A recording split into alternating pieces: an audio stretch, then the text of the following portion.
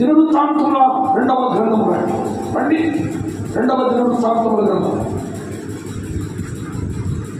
2వ దినవృత్తాంతముల గ్రంథం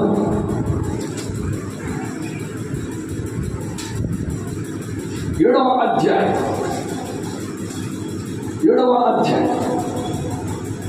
14వ వాక్యం.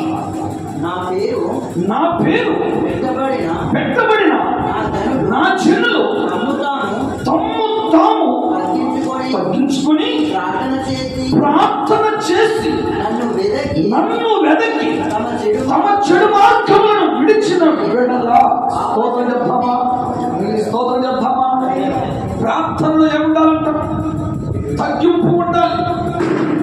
ప్రార్థన ఏముండాలంట? తగ్గింపు ఉండాలి. ఇంకా ఏముండాలంట? ఆయన వెతకాలి.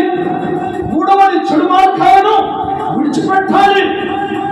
ఎప్పుడైతే నువ్వు ఇలా చేస్తావో దేవుడు నీ మాటను స్తోత్రం చెప్తామా? తగ్గింపు లేకుండా మరొక చెడు మార్గాలతో ఉంటూ, చెడు వ్యసనాలతో ఉంటూ నువ్వు ఎంత ప్రార్థన చేసినా అది వ్యర్థం. ఆ వ్యర్థమైన ప్రార్థన దేవుడు వినడు. ఈ ప్రార్థనలో విశ్వాసం ఉండాలి, తగ్గింపు ఉండాలి, దేవుడిని వెతకాలి.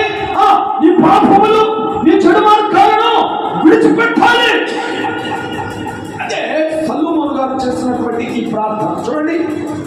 కంటిన్యూ చేయడం మాటలు. ఆకాశము నుండి నేను వారి ప్రార్థన విని వారి పాపమును క్షమించి వారి దేశమును స్వస్థపరచుదును. ఈ స్థలమందు చేయబడు ప్రార్థన మీద నా కను దృష్టి నిలుచును, నా చెవులు దానిని.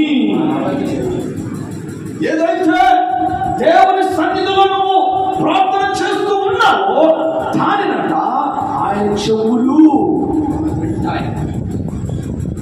స్తోత్రం చేద్దామా? నీ ప్రార్థన ఆయన వినాలి అంటే, నీ ప్రార్థన ఆయన చెవులోనికి చొచ్చుకొని పోవాలి అంటే, నీ ప్రార్థనకు జవాబు రావాలి అంటే నీ ప్రార్థన ఏముండాలో తెలుసా? నీ ప్రార్థన ఏముండాలో తెలుసా? చెడు మార్గములను విడిచిపెట్టి నువ్వు ప్రార్థన చేయాలి. ఆయన వెతికి విధముగా ప్రార్థన చేయాలి. అప్పుడే